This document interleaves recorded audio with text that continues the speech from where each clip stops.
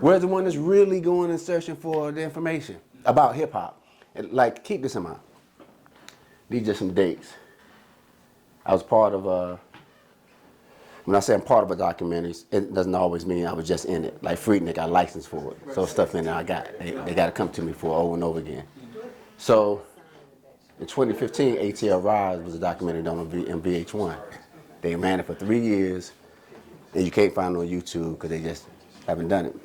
But it ran on VH1. What was the name of it? ATL Rise. ATL Rise. This is when everybody who was not alive or around during the Source Awards found out, oh, that Andre 3000 said the South got something to say. They put this in the documentary. I licensed for it. I'm in that documentary too. And so all of a sudden everybody was aware of that. Another example, I'm talking about as far as public knowledge. When did Google do the celebration of hip hop and they put Kool Herc? They did the video with Kool Herc and Fab Five Freddy explaining the birth of hip hop, and they incorrectly gave Kool Herc the credit for back queuing, not necessarily the party, because that's correct, but back queuing, which was Flash.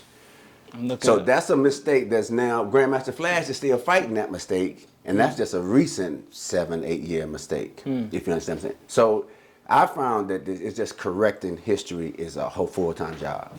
One that's got to become historic enough for people to want, nobody cared about Luda prior to 2013-14 as far as telling the story. They didn't care about Atlanta until about 2015, and now they've told more. Mass Appeal, Netflix have told more stories about the South, because now, it's been 15 years, now it's historic.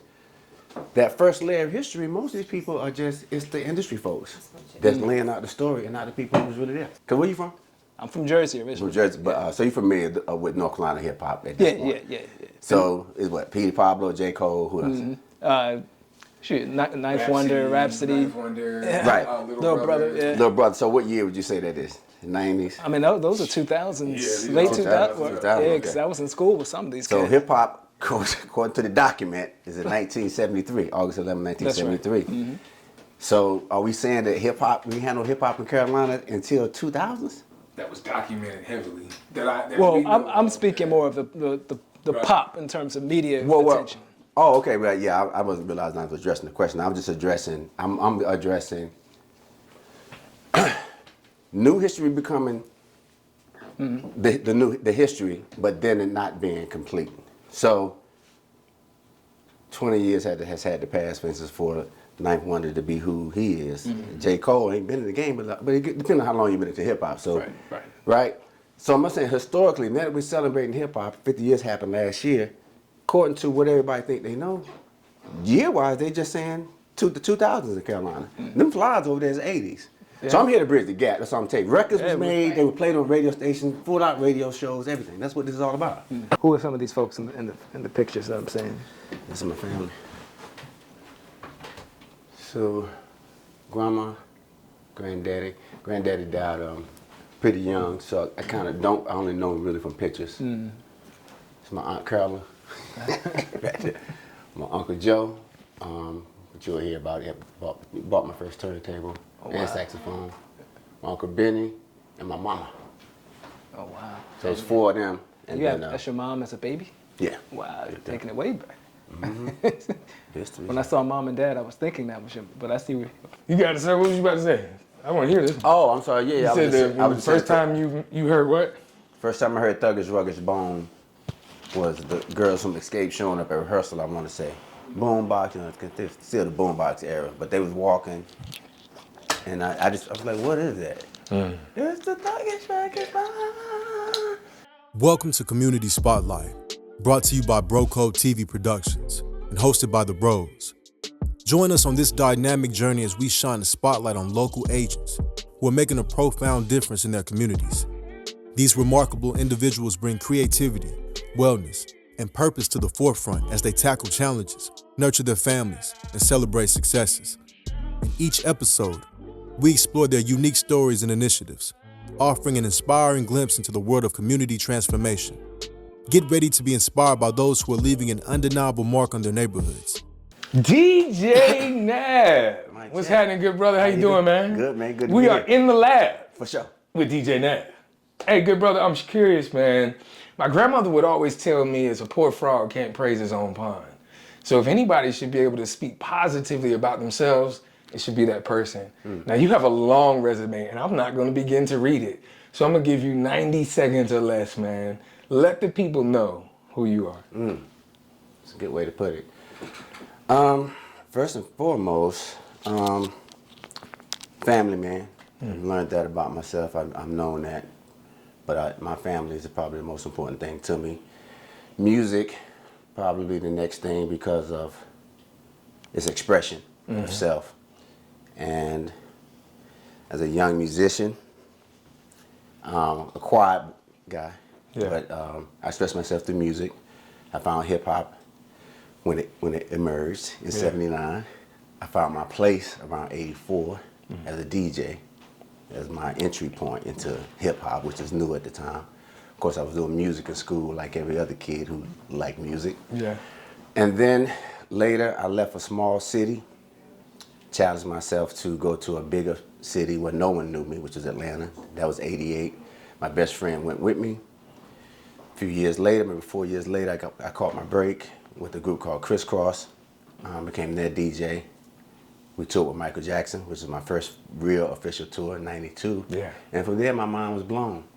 And then I was like, to a degree, after Crisscross and experiencing So Def, the label that Jermaine started after Crisscross, or doing that process, I spun for most of those groups, but I still found myself kind of in a way back to zero because I was DJing for someone else. It wasn't my own music, but I was learning a lot. So at that time, hip hop radio emerged, and I found a space there. And so that's when In the Lab with NABS became a real thing about '96. I later got an album deal of the same name. I had a club night of the same name. And that's probably my first decade and a half to 2 decades of my now 40-year career. Well, let's start there because my job tonight is really to take it all the way back. Later on in the show, we'll talk more about what's going on now, the legacy, the new music, the documentary, and everything else that you have going on. So let's start from the beginning. Why? Because I've heard before that words matter and names have strength. Yeah. Your government. Yeah, you're a junior, are you not? Yeah, my dad was a youth of Jan Fowler. Everybody called him Wawa or Tony. And so I was Little Tony. Yeah. I'm a youth of Anthony Fowler to be exact. That's why Tony comes in. And truthfully, I mean, Yutha was a name that I was teased. It teased me for that for years. I mean, and really that was one thing. You know, dealing with that was one thing. But when NABS came, it was something that my best friend said. It's Nabisco cookies. It didn't make any sense. So there's nothing I did, I think, to deserve NABS. Yeah. I was just. Did you actually like them, or the? I don't remember having an affinity to NABS. I don't remember anything. But it was the 6th grade, and Luke, my best friend Luke said I looked like a skinny pack of NABS, so it became the thing. It stuck. And my last name was Fowler, so the nickname I was trying to get people to call me was Foul Play. I don't know if you made those little wooden things in school, but my wooden, where you had to type your name or print your name or whatever, was Foul Play. But that didn't work, so it was NABS. And I had that name for years until I became a DJ in the 10th grade. Yeah. And so it only made sense to be DJ NABS of Nabisco Disco, because everybody was a disco back then in the 80s.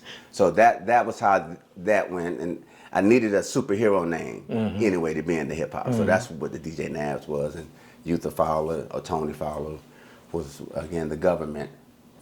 I gotta ask, I've seen the DJ name spelt differently. And what I mean by that, sometimes it had periods in it. Yeah. Now, when I look at that, I think of it as an acronym. So am I correct in saying that? Does NABS actually stand for something? Or NABS stands for Not About Bullshit. Ah. It really was, and I'm saying this from a young teen perspective. That's what it meant. You know, that's how I carried it. So that's the actual definition of it from the origin. Yeah. I don't put that out there now, but there's a difference of when I'm doing music now. So, and I've taken it very serious, as I always have, and I'm performing now in front. That's right. And so I've taken these 5 years to develop that craft with my team and develop my records and develop the stage show. So I dropped the DJ when I make my records. So it's just NABS. Yeah. Because I was NABS before I was DJ NABS.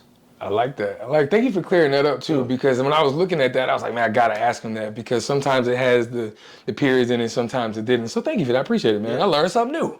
I think our listeners did too. Appreciate that. Look, I'm curious. You love music. You're kind of sure of it. What's the first rap song that you knew word for word?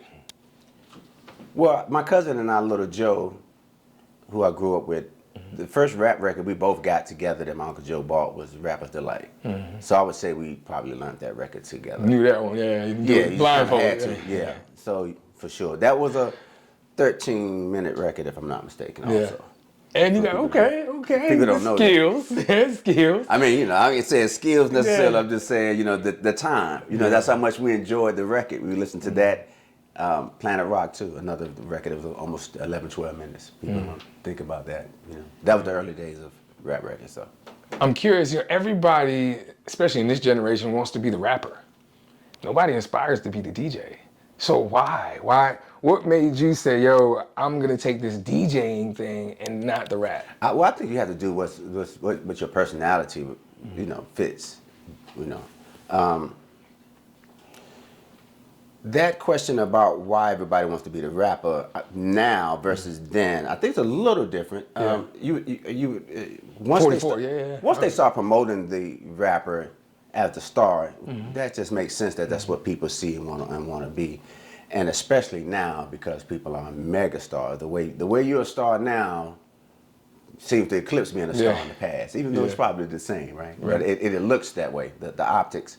So that's why people probably want to, but you can want to all you want. If you don't have the talent, or if you're not in position, or if you're not willing to do certain things, so it's not an easy thing to do. You can want it all day. You could actually be talented and not even do it. I mean, this is a really tough business, especially to be in it decade after decade. That's underserved. Like that's under it takes a lot to stay in this game.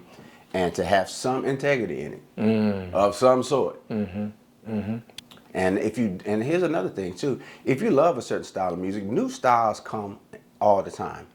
And so I think eventually, I don't think it's about embracing everything, because so much of everything that's new is a take of the past. I think once you have such great experiences with music or artists or situations, it's not a thing where you discard it. You kind of want to keep it. And that's what a DJ's job is to keep all of the music. Look for the new stuff, but you're a preserver. You're the curator of music from the beginning, not from no small period of time. Not just you roll with just popular times, you'll be out with popular times. I love that. Yeah, that makes a lot of sense. The Walltown neighborhood here in Durham, North Carolina. Yes. That's where you grew up, is that right? Yes. Matter of fact, I believe we are sitting in the home that you grew up right now. Pretty much, this is it. My grandmother's home and my grandfather's home for many years. Now my Aunt Carolyn has had the home for many years, remodeled it, preserved it, And but yes, this is the beginning. This is where I had my one turntable, my one mixer, and my tape deck. I would play the mix from a tape deck and scratch with the turntable. Because I learned to scratch before I learned to mix. Because you need two turntables, so I get one turntable at a time. Records were expensive also. So my first set of records also came from my cousin Little Joe. Okay.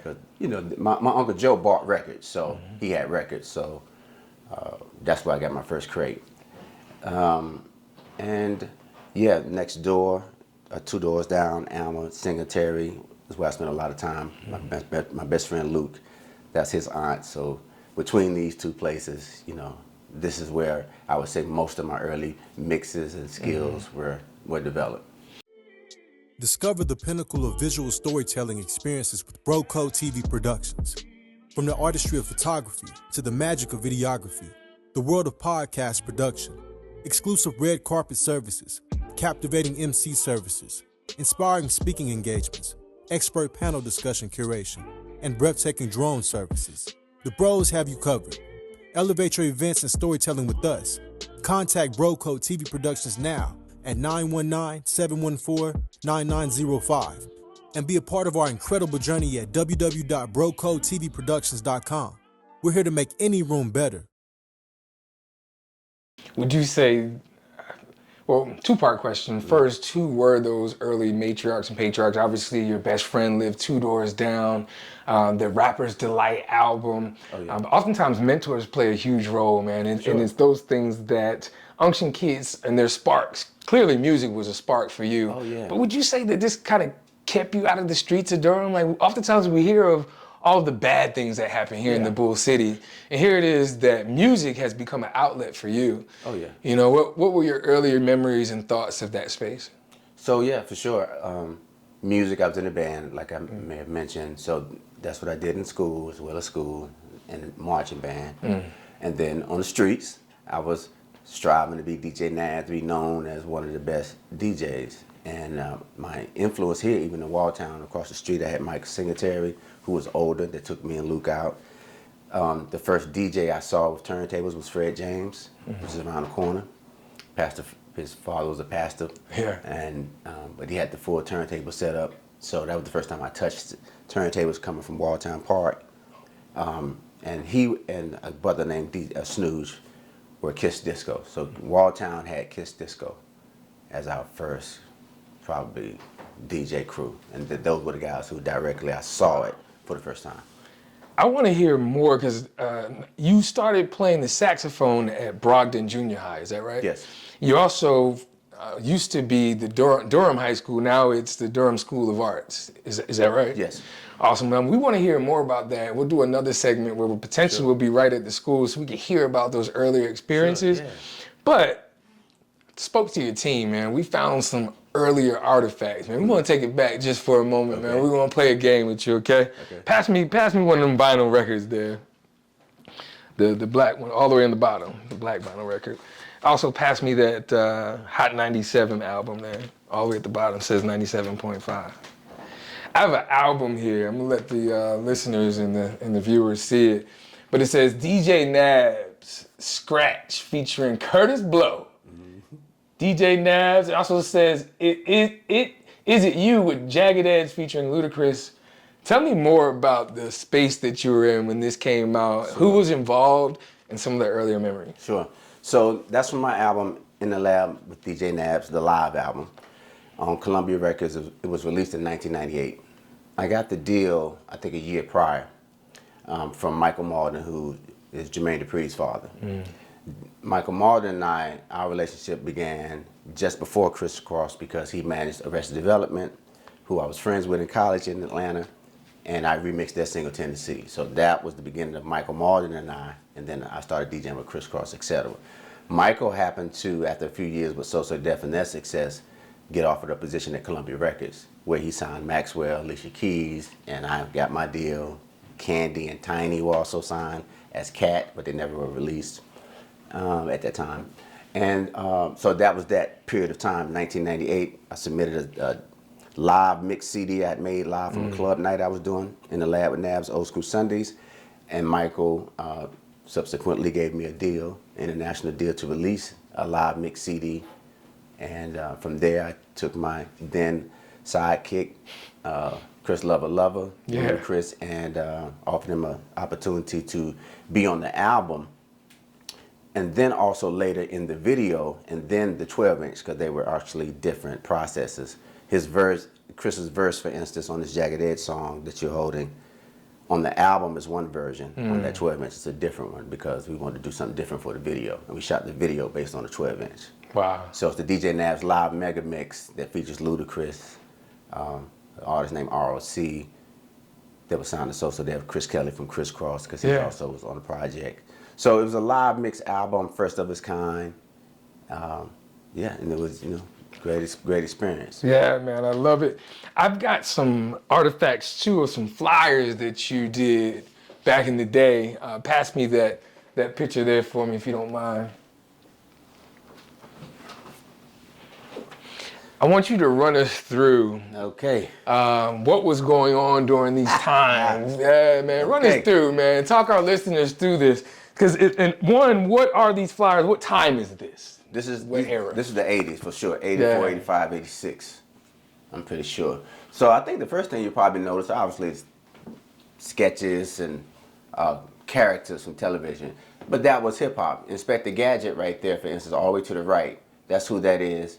And I want to say Terry Barnes. So we had some great artists at our school. Terry Barnes, Johnny Cozart, Daryl Harris, who's from Walltown, and then also Andrew Park. All these guys went to Durham House. So they were just great artists, and I love to get these guys to do flyers for me. These are high schoolers. Yeah, this is all high school stuff. So I'm gonna go back to Inspector Gadget. There was a record we were playing in 1986, Bad Boy. That's the same year. Well, that flies 85. 86, Bad Boys in K-Knock, and that's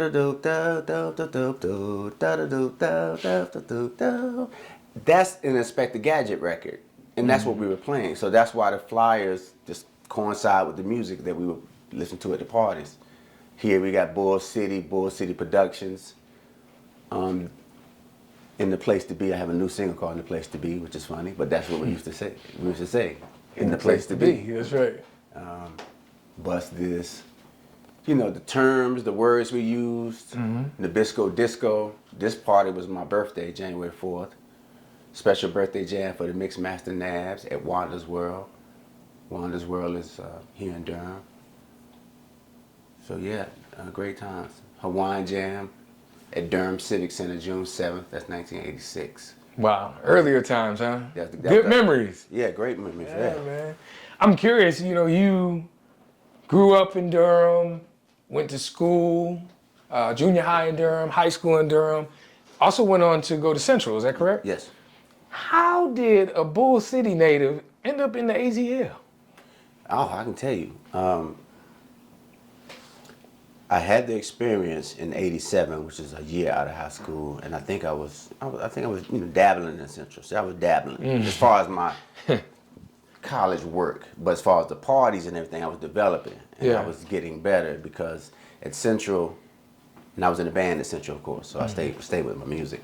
So I was in a band at Central as well, but that's when I learned about other styles of music because college is a melting pot.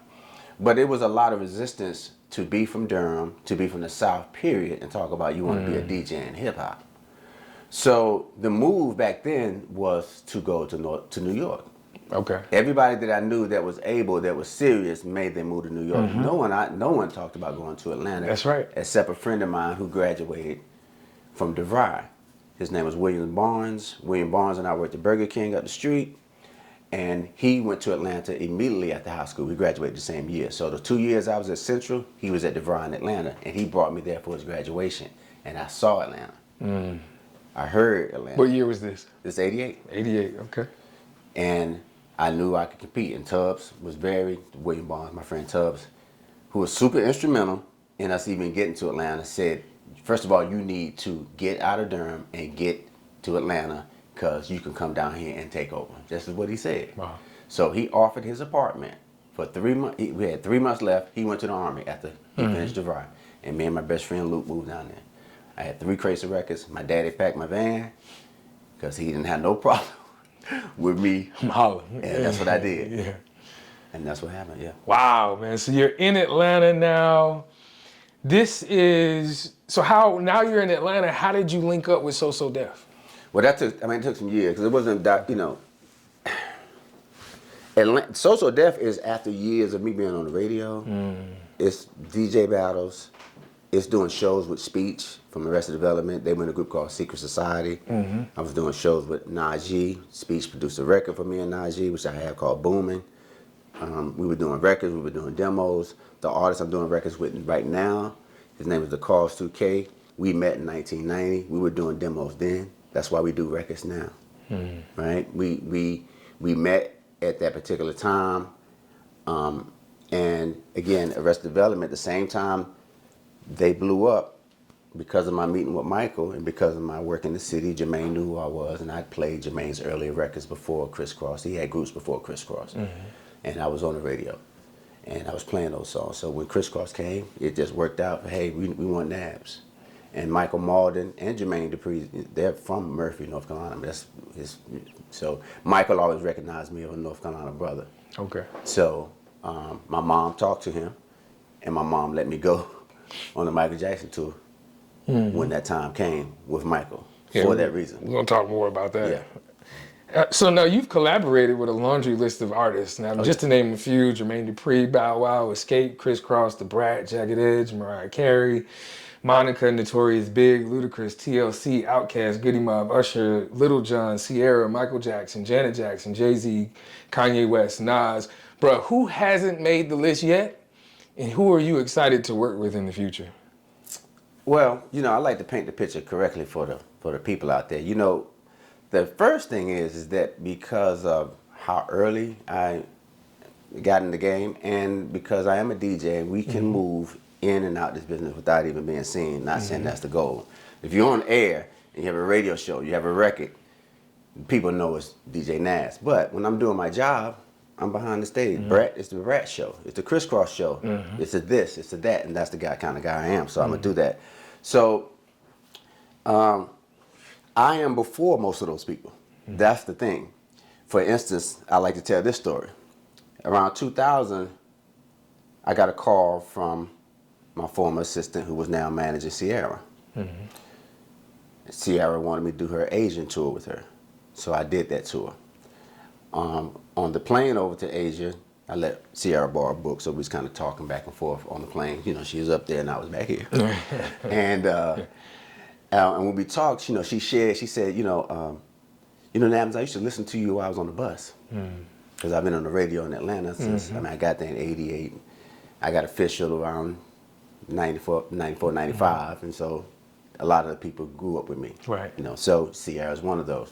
And so it took me aback a little bit, but then again, I had to think about the age and the time. And so I later also did Ciara's wedding. Wow. And she knows me as, somebody she listened to on the radio when she was growing up, before she had a deal. So that's a lot of people. Yeah. You know? Yeah. So I don't know. I would probably say like Dr. Dre, I'm more excited about the people, new artists, new things, because some of these people that I work with, we don't even know each other. Yeah. It was the moments, and that's what they were. And later on in the show, we'll talk more about that, especially your perspective on music today, what that looks like, and those that you would love to work with. Now, take me back to the club scene in the ATL, like in the mid to late 90s, otherwise known as old ATL. So we've got the Compound, Club SO, the L Bar, 559, the Shark Bar, and Rain. However, Club Kaya, that's where you began your claim to fame, man. You were there on Sundays. Tell me more about that experience and how that helped to lay the foundation of who you are today. Well, I want to tell a little bit about before Kaya, because that's important. Kaya was 96 to 1999, but again, I was in Atlanta in 88. So Atlanta's club scene really used to be, especially late 80s. We're talking about an R&B city, if we just go ahead and put it in perspective. So I'm coming in the game in the 80s, late 80s and 90s, into the club scene. So Dion's 21, I think Dominique Wilkins had a club. Clubs were bougie, we should say that way, say that word. Because you think, Just wait. So if you're thinking Johnny Kemp just got paid, Cameo, you have to think about the records at the time before we got to the mid-90s where Master P, Tupac, and all of that's taken off, and this is where Kaya is. So the building up of the Atlanta music scene was an infiltration of hip-hop, if you ask me, style and clothes. So by the time we got to 1996 at Kaya, because I had my radio show in the lab with NABS, I decided to do a old school Sunday night dedicated to the culture, really, at that time. So we brought 80s groups, Run DMC, Poor Righteous Teachers, Sugar Hill Gang, and that's how we built it. Once we built it, we got acts like Jay-Z, Redman and Method Man, The Executioners, Ja Rule, Jermaine, everybody basically for free. And that's how I did Kaya. So I paid for the old school acts. I did not pay for the new acts because the new acts needed the club. Yeah. And so that's what Kaya was. And so it was so hot in terms of everybody was singing all the words that we dropped mics from the ceiling. I recorded a live mix CD. I distributed that CD around town, sent it to Michael Malden. That's how I got a deal with Columbia Records. Took a whole nother year to do a clearance version, a version that was cleared. And then that's where we had the album In the Lab with NABS. That came out in November 98. Wow. Well, Yeah. I want to talk a little bit more. You mentioned it earlier, but the Tennessee remix with Arrested Development, how impactful was that to your music career at that time? What were the thoughts in that space? I mean, these are your homeboys that you went to school with, man. Like, talk to me about that. So, Arrested Development was a group called Secret Society. It was 3 members when I first initially met them: Speech, Headliner, and Click. Later, because I wasn't around while they made the change, Ishi, the dancer, was brought in. The group, the story that was told to me was that there was a woman named Crystal who was dating one of the members, Headliner. Crystal was one of the members of TLC, the early members. She was the C in TLC before Chili. Her and Headliner dated. Chili introduced them to Mike Malden. That's how they started Arrested Development or Secret Society, became managed by Mike Malden. During that process, it became Arrested Development. Through their development for the group, brought in other members. Next thing I knew, they were Arrested Development. Yeah. Next thing I knew, Speech brought me Tennessee. I'm at Club Excess at this time. I'm doing a mix show, but they bring it to me on apartment. I put it on the 4-track because that's how I could trigger it at a club. It wasn't on vinyl yet. And then he asked me to do a remix, an all vinyl remix, because at that time, because you mentioned earlier about vinyl, the CDs, the remix is on the cover and everything is power to the vinyl remix. The remix was done with all turntables, no samplers. So I did scratches and constructed a remix, a reconstructed Tennessee. Wow. Using only vinyl. And so that was the concept behind it. So the label they put it out there. And that was it. And I got paid my check from Michael, and that's when he mentioned Crisscross. And I said, hey, I didn't have a passport, but they got me one. Yeah. Yeah. Okay. Well, when we landed, the first show was Germany, and security was tight. Like say, no pictures, and back then, Instamatic cameras. Had to sign the NDA, I believe. So that was the initial start, and then as it started warming up, we started hanging with the band a little bit more at the hotels.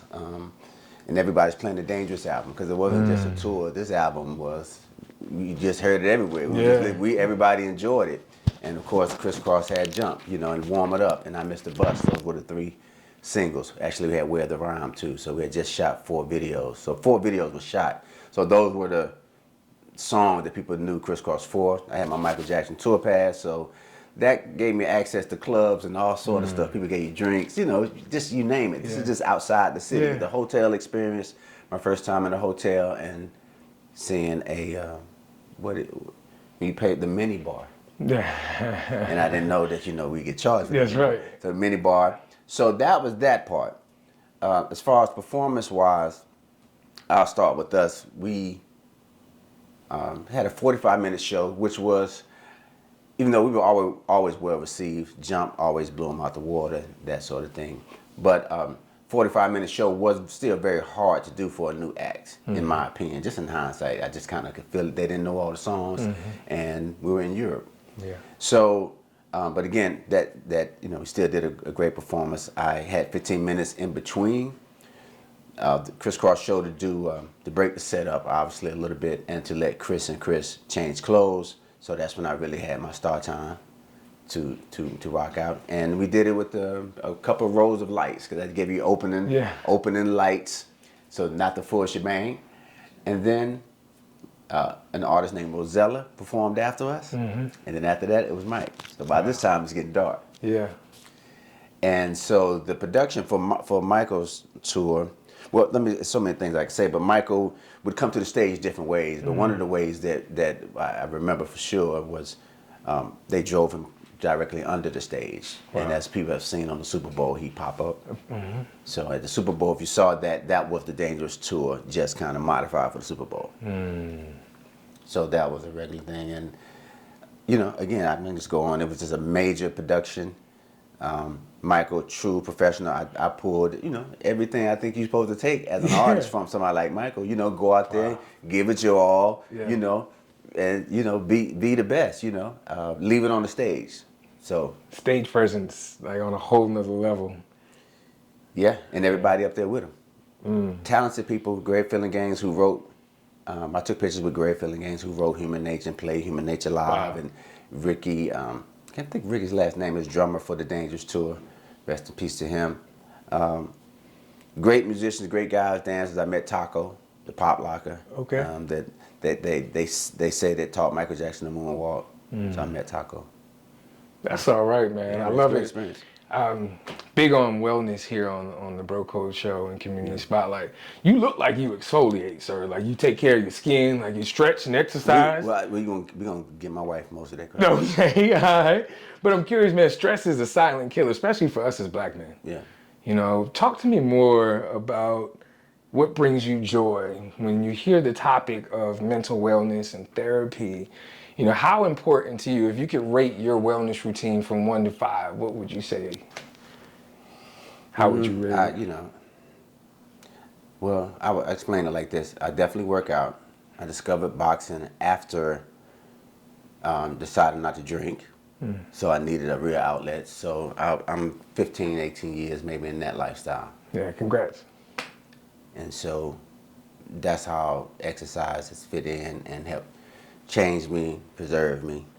And as far as mental health, we're still working on that one. Yeah, one day at a time, bro. One day at a time. You know, it's a lot of, I'm only freshly retired, so to speak, from a certain aspects of the business. Yeah. So I'm still reconciling a lot.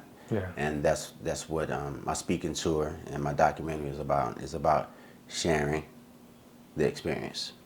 Yep. Boxing, why? Oh, boxing. Boxing came because one of my DJ friends called me about a celebrity boxing match. And he said, I remember you used to drink Hennessy, so I thought it'd be a good thing for you. So I'm up for the challenge. So I thought about it. It was some decent money. So I called my publicist at the time, who was really worried. And then she called a football player friend of hers. And that led me to Xavier Biggs from Philadelphia, who was in Atlanta. But people wouldn't know probably his brother, Tyrell Biggs, who's known for fighting Tyson. And Biggs has done so many things, but that's my simple explanation of Biggs. And so we had a brotherhood immediately. And so I started learning right then and there. So I did 3 amateur fights and 1 draw, 1 loss, 1 win. Yeah. 1-1-1. Yeah. That's all right, man. Lots of sparring though. Yeah. And then I started, and again, amateur at an age of 40 to 50 is the era, what I'm talking about. Wow. Of me boxing. And so I started DJ NABS, my boxing fitness program with Biggs, probably my last 2 or 3 years there with him before relocating back here. Talking a little bit more about those Hot 97 days. Yeah. You know, I want to dig a little deeper into that, man, because I have an artifact here. I call it an artifact because this is something from the past, a blast from the past, man. What I'm holding, I believe what I'm holding here. Well, matter of fact, you tell me. What am I holding here? Was one of my promo shots for my show in the lab with Nabs. It was 3 versions, one with me by myself, one with myself and Chris Lover, then one with myself, Chris Lover, and Poon Daddy. So they were like my sidekicks on my show. Yeah, I love that, man. Yeah. I gotta ask, like, what year was this? Oh, 97? 90s. I graduated high school in 98. Do you, thinking back, like if you could do in retrospect, did you believe that Chris Bridges would be as big as he is today? Did you know that? Like, did you know who you were bringing? You know what I mean? Like you found a star. Well, the way I look at it is like this, because Chris Lover is 4 years after Crisscross. So I've already watched my friends of Arrested Development become stars. That's right. I didn't know Crisscross. They became stars. Obviously, they were stars when I met them. I started working with them. That was literally a working situation because they were children. Jermaine, over time, I watched his star rise, but it's probably a little bit at the same time as Luda, because as a producer, it took him a while. Right. So I guess what I'm saying is that Chris is somebody that I look at more like I helped groom. Not to be, only these companies can make you an international star. Yeah. But I knew what to do with Chris, which meant that I had him rap on promos daily. When I got my deal a year later, because he was on my show for a year. A year later, I get a deal, I put him on the record. I put him in the video. He's at the clubs. He's on the radio spots with me. So Chris was part of In the Lab with Nabs, and then when he got his deal, that was his own separate journey. I love that, man. Yeah. That's awesome. It feels good to be a part of you're a part of history, sir. And it's still living itself out. Yeah. Right? I love that. Talk to me more about the memories during, in your over 30 years of experience in the entertainment industry. Like, what are some of the greatest lessons you've learned so far?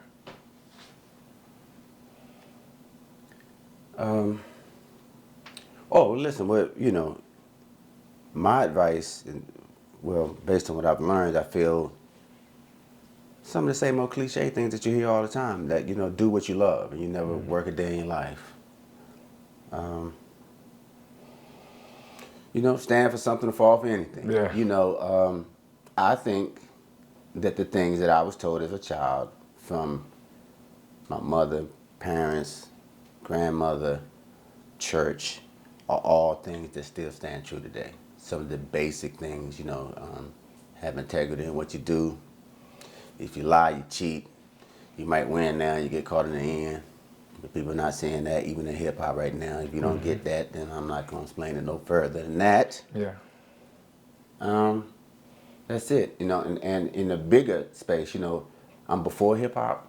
So hip hop is something that came along after all this advice. So hip hop is something that is just something that comes and goes. I've heard Quincy Jones talk about it directly when I did a party at his house for Jermaine's birthday, when him and Janet was there. And he spoke about what we created. We created all these things. So he's talking about bebop and this and that, the eras I haven't lived, things that we kind of watched and see in the past. And it just said to me, okay, you can't put your faith in a genre of music. And that's what a lot of people have made the mistake of doing. And I was taught before I even became DJ NABS not to do that. Discover the pinnacle of visual storytelling experiences with Bro Code TV Productions.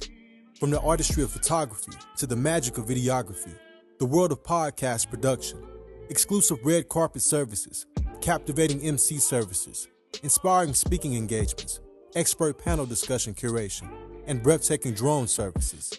The Bros have you covered. Elevate your events and storytelling with us. Contact Bro Code TV Productions now at 919-714-9905 and be a part of our incredible journey at www.brocodetvproductions.com. We're here to make any room better. All right, so we're at Durham School of the Arts, but I know this as Durham High School, all right? I went here from 1982 to 1986. And in 1985, my junior year, I became the drum major, Durham High Marching Bulldogs. And then also my senior year, and I also became student body president with the help of Miss Nicole Hobson Ellis. Thank you, because I never would have done it without you. And this is also where I became DJ NABS. I started doing my first parties in the cafeteria here at Durham High School. Dr. John Thompson was our principal. And if you know anything about that movie, Lean on Me, then that was our experience. Because Mr. John Thompson had to come in, I think, on my junior year and shape the school up, because it was a pretty rough school as far as you could, anything could happen. Let's put it that way. So shout out to Dr. John Thompson for that experience. My sister, Rochelle Fowler, was also drum major with me on my senior year, and then she continued to be drum major into her senior year, which was 1987, so she graduated a year behind me. Shout out to Luke Duke, shout out to the Hogs, shout out to Tony Cozart, shout out to my band director, Archie McLeod, for giving me the opportunity to be the drum major, which was one of the greatest things in my life. Yep, so I graduated here in 1986, Durham High School. Now memory lane, man, we are right here.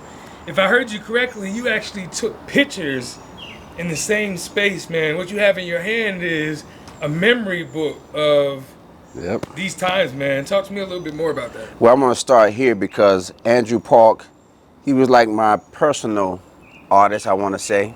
We were in the same grade, and he was an artist, and he did my flyers, and he always just did cool stuff. So he's the one who wrote that DJ NABS here. Boy, little NABS, but hey, Nabisco, Anthony Fowler. That was our address at the time. My favorite group was Run DMC, Houdini, World Famous Supreme Team. I love funky beat. My hobbies were mixing and basketball, band, which included marching, jazz, concert, pep, and stage band. I DJ'd the school parties and was student council spirited senior. It's so funny, my favorite sport was basketball. My favorite food was Burger King because that's where I worked. And my favorite car was any kind that worked. Yeah. So I won't read everything. I remember this is band awards, so I want to say most improved freshman, but I can't really tell. This was the first time I seen real DJ equipment in a nightclub. This was the Deck in Raleigh. It's me and some of my homeboys.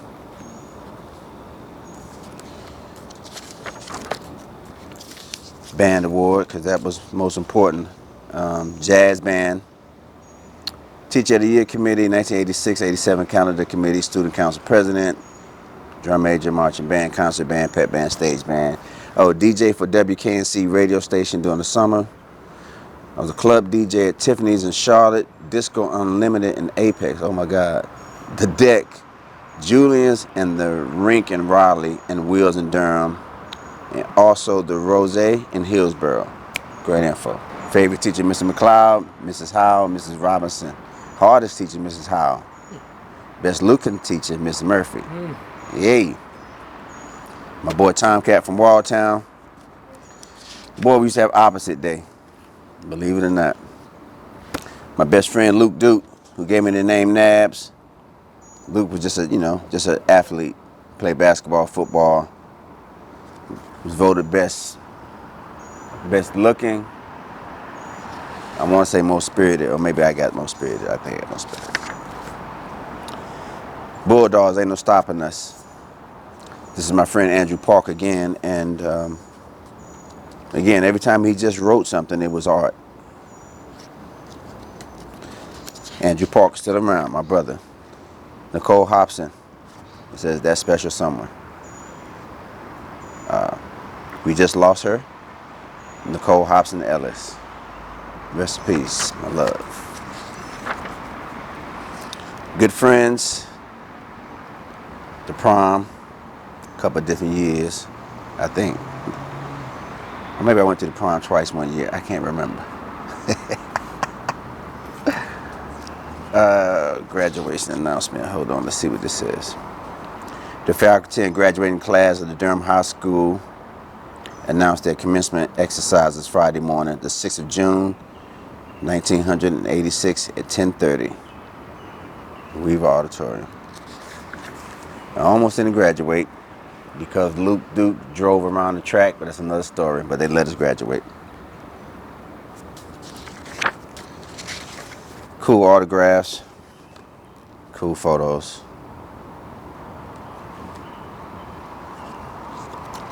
My sister here was dressed up as me, pair of headphones. My sister Rochelle. Yeah, there you go again. My majorettes.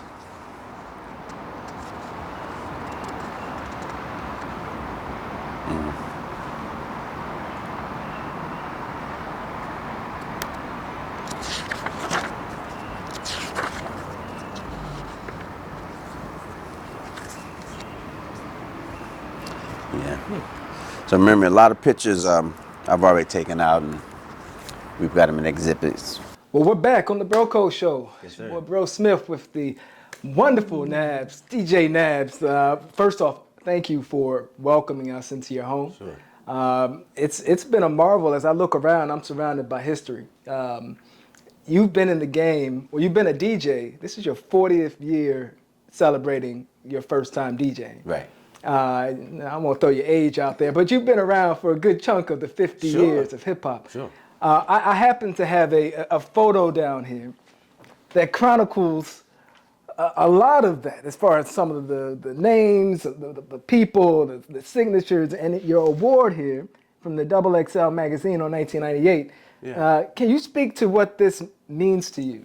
Sure. So Hip Hop America, at the time I was signed to Columbia Records, and you get a publicist, which is great, and I'm doing at Double XL magazine cover. I'm doing not cover, but there's a DJ scene with me, Kid Capri. We did a pajama thing. We're doing these different things. So this was an opportunity that came out of nowhere during that same period of time, promoting my album. An opportunity for me to take a photo with Gordon Parks, who at the time I wasn't aware fully who he was. Because again, this is '98, and I'm a young man. I'm not really familiar with what we're really doing. Yeah. And come to find out, we were redoing a historic photo that was taken at this particular location. And I got an opportunity to meet a lot of my heroes that, from DJ Marley Marl to, there's so many people there. It's incredible. So it moved fast because there was a lot of moving parts. And I later understood the importance of it more after the fact, really, to be honest with you. And I've actually seen online some footage from this experience, which I had never seen before. Damn. So, yeah, it was just a lot. It was a lot of people there, and it was acknowledging all of the kind of main players of hip hop. And it was myself and Chris Cross. We kind of went together as a crew. From there, you've seen a lot of rap. You've seen the ups and downs. You've been a part of history from a wide variety of angles. What's your perspective on today's new artists? There's a part of what's happening with new artists that's exactly the same as what the industry does. They're going to promote it to the moon until it works, and when it doesn't work, they're going to drop it. That's what, and then the artists will be on their own. As far as personal preference,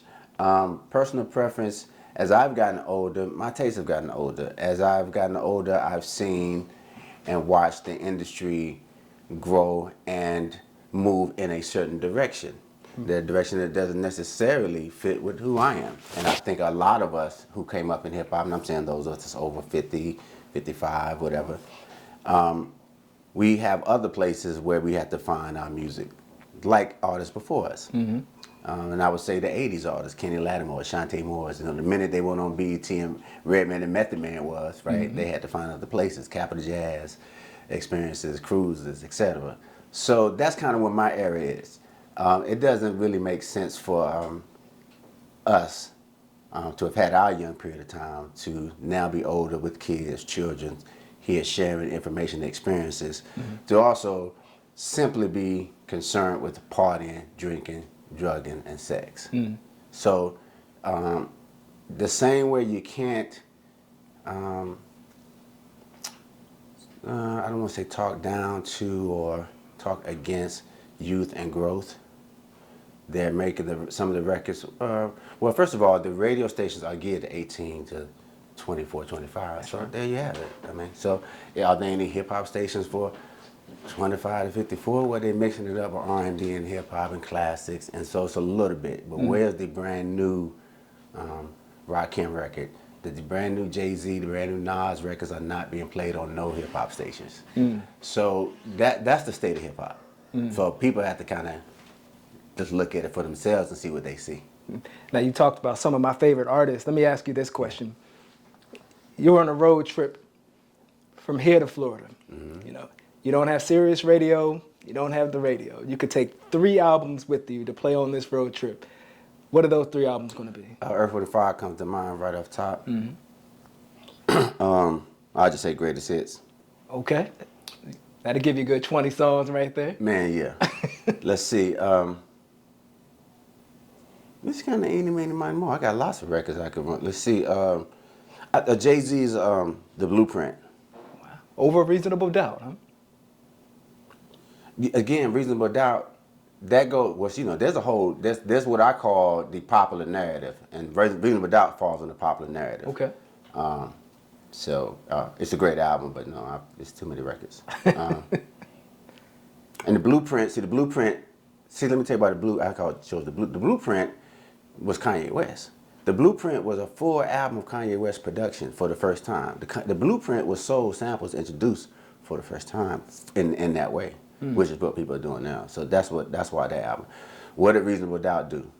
I mean, that's just a question.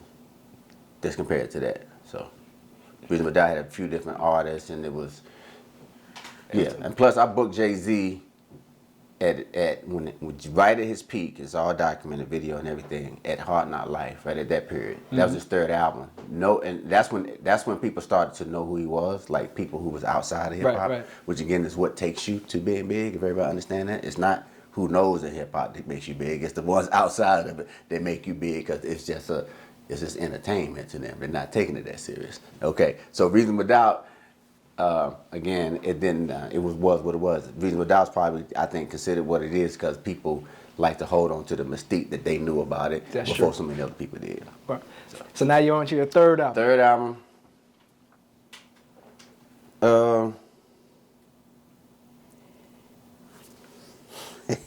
Right now, it's gonna be the Takeover 2, our new project that we just finished. That thing fire. That's all I listen to right now. Okay. Well, let's get into that. You know, you're jumping into the music scene again after a little bit of hiatus. Yeah, but let me explain that. Okay. It's not a hiatus. When you get a record deal, right? A major record deal, and then you don't have one anymore for whatever reason. You could have done well for many years, and now we finished with you. We're gonna put the greatest hits out. You don't have a deal with us no more. Right. Then what do? Not do a deal no more? I ain't that guy. Okay. I'm not that guy. I'm not the guy that, NABS, you just need to go ahead and either play Sexy Red and all the new music over here and still be relevant, or you can go over here, Swag Surf, Electric Slide, Wobble over here, the old school with the whoop, with the whoop. And I'm like, I'm a trained musician. Are y'all nuts? I've been in So Def 25 years under Jermaine Dupri's father, Michael Martin, his intelligence for all these years. I started my own label. What are we talking about? I'm here to make music. What is wrong with everybody? We're even thinking that about me. Is how I feel. Okay. And that's me. I'm a musician. A lot of people gave up. That was in their 20s, like I was back then in the 90s, wanted their own label. Because just play these records.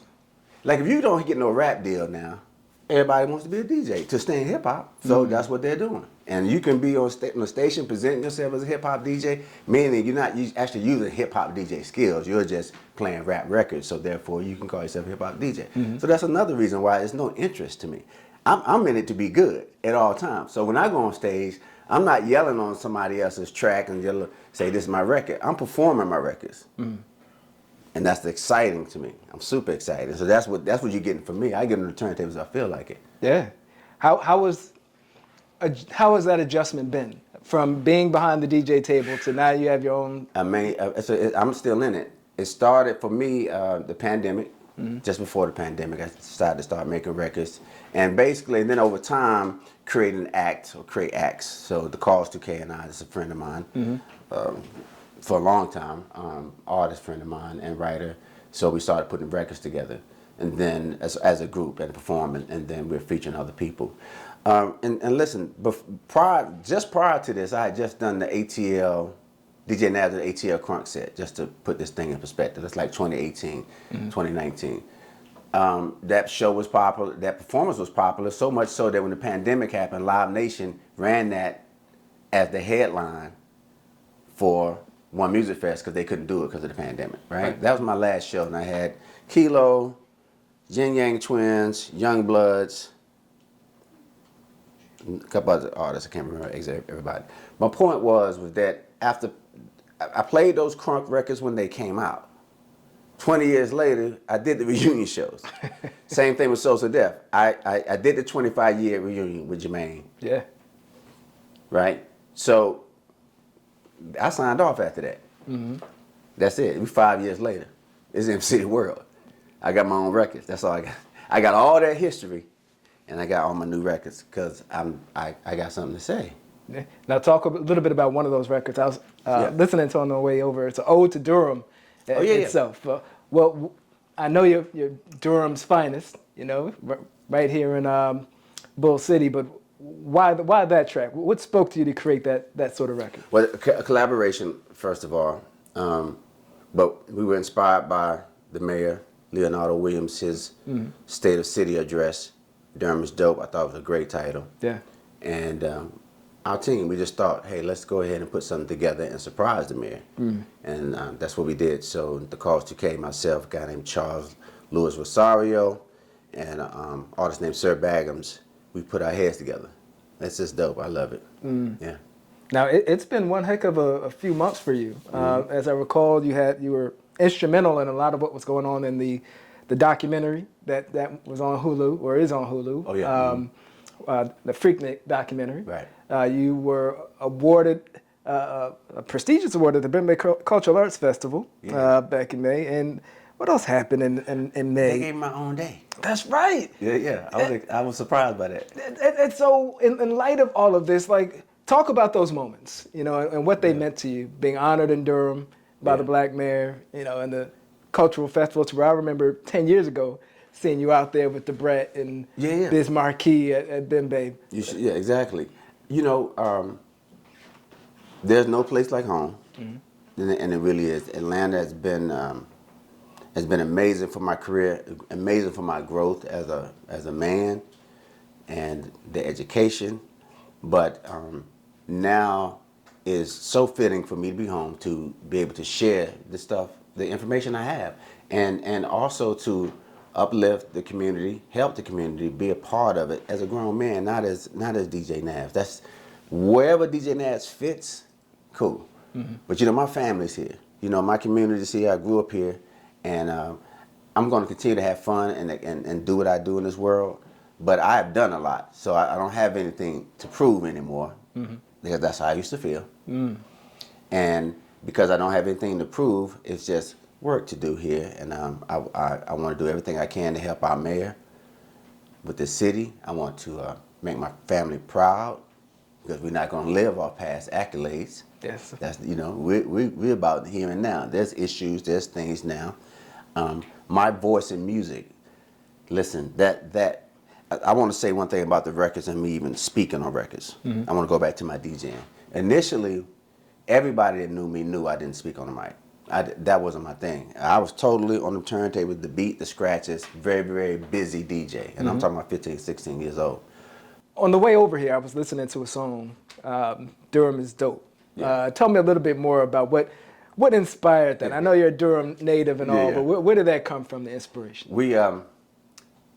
We were aware of the mayor of Durham, Leonardo Williams' new campaign, Durham is Dope, State of the City of Dress, and we thought it was really dope, actually. And so we were inspired to come up with a song. So the Cause 2K and artists I'm working with, and writer Charles Lewis Rosario did the track. Sir Baggins, I brought him in. He's been an artist who's from South Carolina, actually, but has been living in Durham for a while. And we just collaborated on that and got that song done in about a week. And from there, we decided to surprise the mayor with it at Bembe. And at Bembe is where I received the Homegrown Hero Award, which was exciting.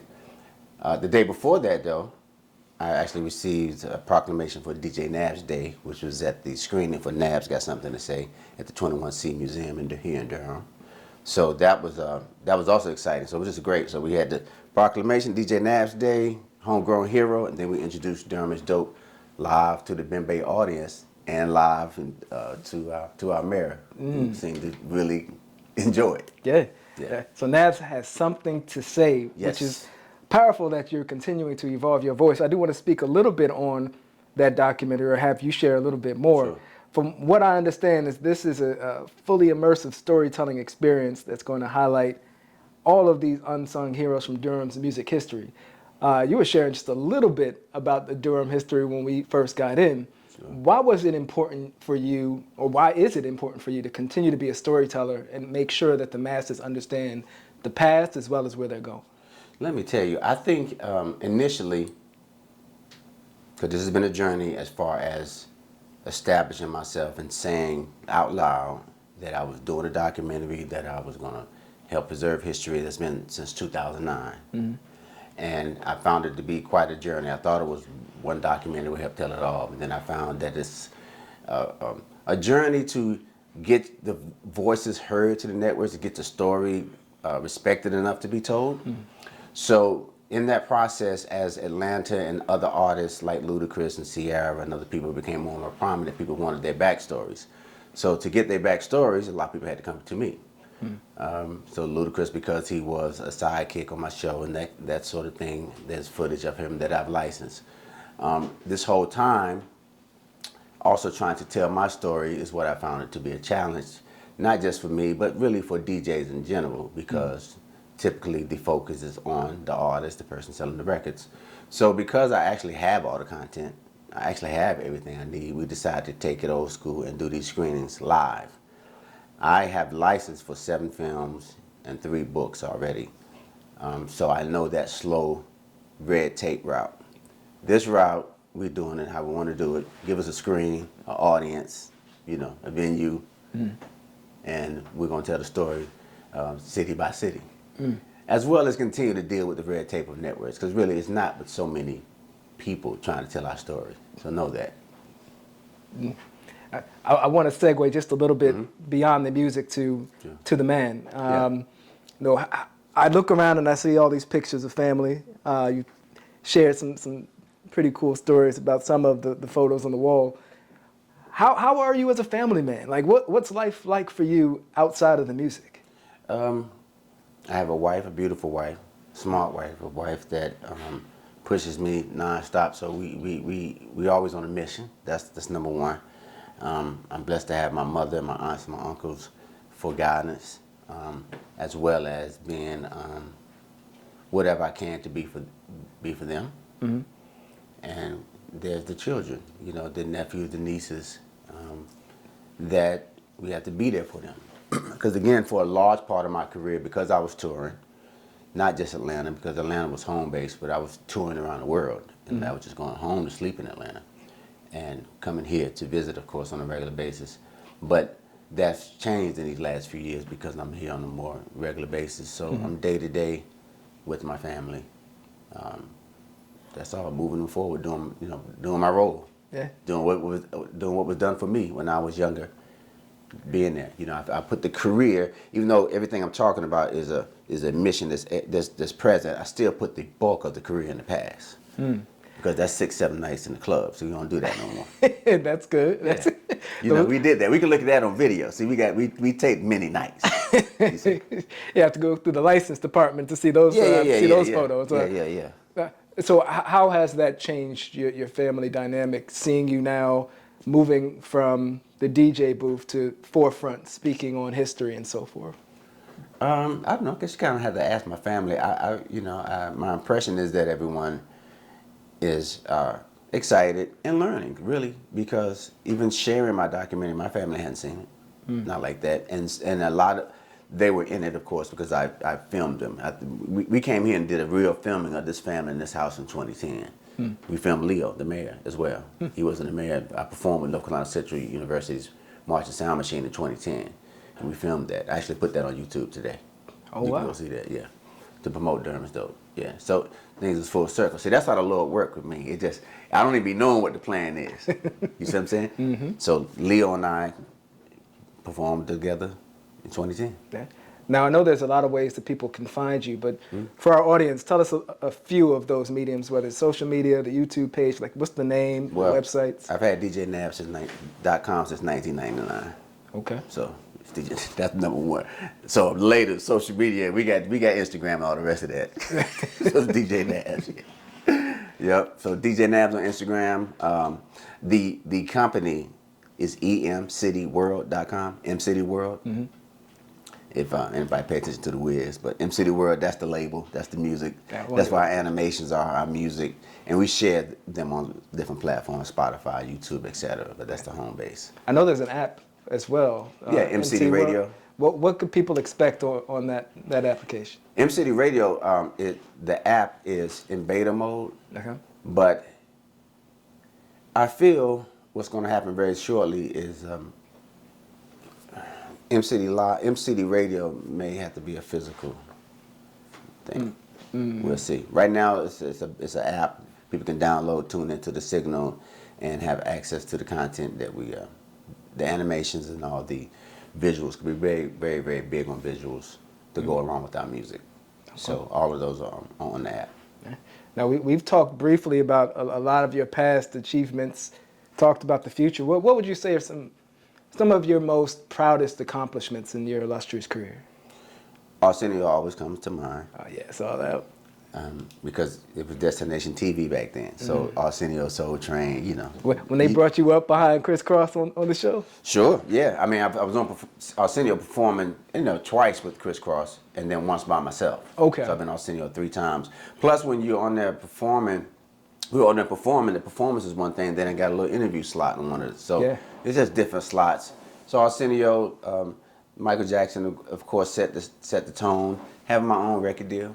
You know, a lot of people were talking, you know, thought they could get a record deal too in the 90s, but they didn't get one for whatever reason. Yeah. And so I feel blessed to have had one because it's still physical. You can still, it's on CD, cassette, vinyl to this day. You know, it's artifacts, you know, as I mentioned before, so I like that. Yeah, that's off the top. What are you looking forward to? Like, what's outside of this, the speaking tour? Like, what's next? What's the thing that you're like, I'm most excited about this thing to come? I'm most excited about these records. Durham is Dope comes out tonight, and I'm excited to get it on the radio and break the mold. That's like literally right now, right here, right now. And then after that, another exhibition. Like, I wake up and there's so much stuff laid out to do, you know, because there's purpose behind it. Fixing, correcting history, informing people. I mean, again, the internet, see, the internet, which we love it, right? But I gotta say, let me see, I got my first computer in '99 when I got my record deal. Yeah. And all it was a website.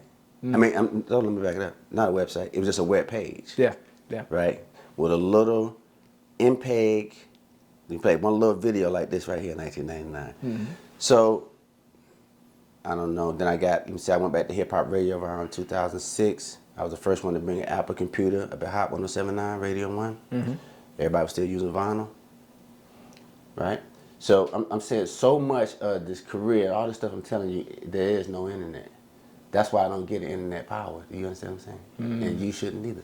Yeah. Especially not no history. Nah, We ain't gave it to them yet. We giving them history now. Once this go up, the internet has been enlightened just a tad bit more. So, Right? I mean, that begs the question for me then, Yeah. you know, what advice would you give other artists, whether they be DJs, rappers, musicians, what advice would you give them now that you wish you had 40 years ago? I don't know what that could be. See, I've experienced, this may go a little different place, but I've experienced giving people advice and watching them not take it. And then still perceiving a certain level of success. So what's my advice worth? And I say that because I found that people have found ways to do things that work for them, but it wouldn't have worked for me, or I wouldn't have went that route. And so I think it's just choices. With that being said, let's just say that the industry, the music industry, the entertainment industry is a beast. It's a monster. So if you know that, then you will always treat it like it's a monster. And maybe that's not a full description because we got to deal with it. We got to deal with it. But when you look at the industry and how it's gone through people, that's my advice. Look at the industry, the whole thing. Look at what has happened to artists over time. You cannot just pay attention to who's popping now. If you do that, you just lost. That's just anything. You just cannot pay attention to that. This is a tough industry. You will be challenged to who you are. Man, that's it. I mean, people. To maybe simply put it simply. There's artists before they get the deal, and there's artists when they get the deal. And then there's the period when you don't have the deal no more. And in that, you will find who you are. I love it. I love it. I can't wait to see some of all of the things that you're putting out in the world. From the speaking tour, NABS got something to say, which the next one's going to be in Louisville, right? Yes. Or is it Louisville? I can never. I think it's Louisville, Kentucky. There's multiple ones being planned. So, and again, because we don't have the dates, I don't really. Right. Yeah, but it's all on DJNABS.com. Okay. All the updates go for the screen on DJNABS.com. So as we move those forward, that's what it be. And currently you have an exhibition in the Durham Hip Hop History Museum, or the History Museum in Durham, right? No, this is part of the traveling. It's part of it. NABS got something to say, and it's 2 events in one. Okay. Basically. Understood. Yep. So we had 2 rooms at 21C Museum for the last event. Okay. Well, all in all, man, I can't wait for the world to see this. Yeah, thank you. And hear it. It's been powerful just hearing some of the stories now, and I know we could talk forever, but Yeah. we want to respect your time. But for now, man, this is Bro Smith signing off from the Bro Code Show. I want to thank you again for allowing us Yes, in your sir. home, man. Can't wait for the world to hear this. Yes, sir. Thank you. Yeah, we're signing off from the Bro Code Show.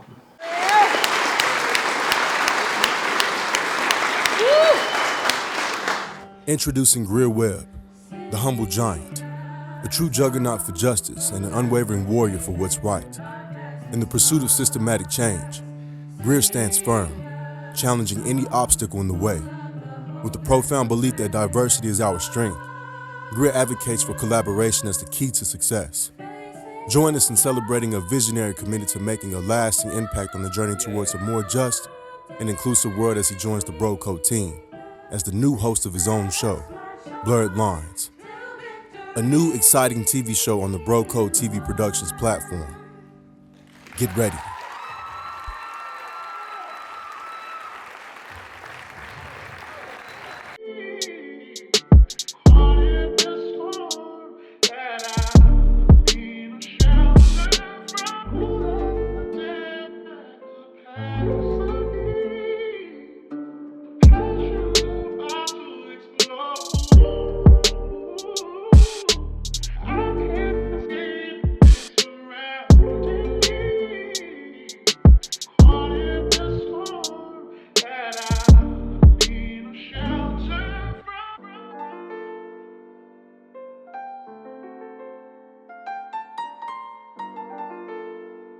DJ NABS, sir, we have talked about a lot today, but my grandfather was a wise man, sir. He lived to be 102, bro. One of the things he always said to me was that words matter. Now, before the show, I asked you a question. I said, man, what is one word you would use to describe yourself? And the word that you used was determined. You could have used any word, sir. Why that one? It just seemed to be the strongest feeling about how I move. I decide to do something, and that's it. There's no one else to give you permission but yourself. So once you get solid in your decision, be determined to see it through, because there's going to be things that try to stop you, including yourself. Yeah, I once heard that adversity is an opportunity for a focused man to show greatness. I like it. Yeah. Well, here on the Bro Code Show, as a symbol and a token of appreciation, 1, for being on the show, 2, opening up your family home for us to come in, allowing me to bring my children, my bro Smith, for the Bro Code Show, the community spotlight, to come on the show. We want to use the $2 bill. We use the $2 bill, sir, because it is a symbol of strength. It's unique, it's rare, and we believe that the people that are on our show, the people that we interview, are just that. Okay, awesome. Both rare and unique. So, from the Bro Code Show, man, go and hold that thing up, let the people see it. We wrote your word on there, determined, we signed it, and from us to you, man, thank you for blessing the stage Oh, great. and the community spotlight. Thank you. DJ NABS, what's happening, sir? How you doing today? You say my name like you're MC so-and-so. Oh, come on, man. I'll take that when MC Chef Troy RD is in the building, baby. Nonetheless, man, you just got off one of the dopest shows. It's called Community Spotlight, produced by Bro Code TV Productions. Let the audience know, man, about your experience. How'd it go? My experience with the Bro Code has been very, very energetic. Very, very family, very, very focused, very, very driven, and lots of great questions. And it allowed me to run my mouth like I like to sometimes do. I enjoyed it tremendously.